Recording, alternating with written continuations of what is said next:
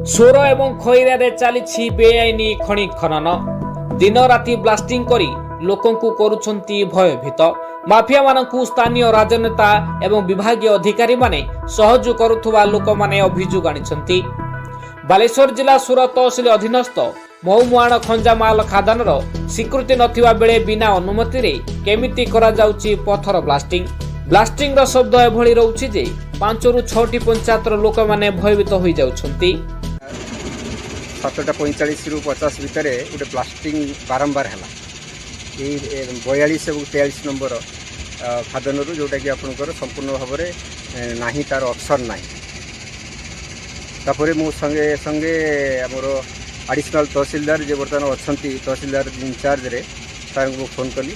Sir कहले option ना कहली बर्तमान ब्लास्टिंग है एवं सर कहले मुझे देखुची माइनिंग को खबर करी आईएससी सहायता आम जगार पहुँची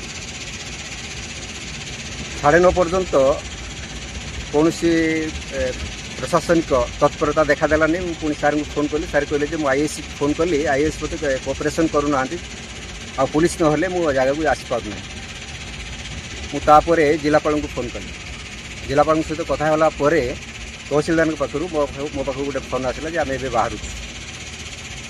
तेणु अति दुख एवं परितापर विषय जे 7टा बेले ब्लास्टिंग है। सार मैंने आसिक ये पहुँचले 11टा बेले।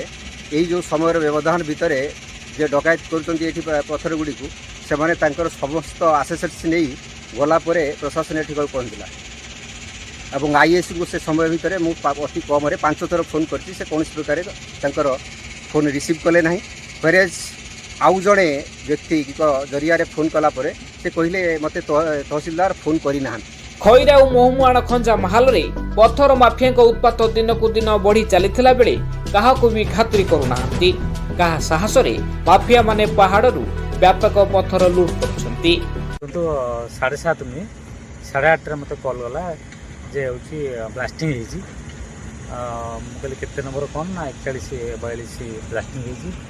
मु इमिडिएटली कहली ठीक अच्छे टे तो जेहेतु राति होती मु आईआईसी को फोन करुँची विथ पुलिस पहुँचू। मु फोन गलापर आईआईसी तो फोन लगिलानी।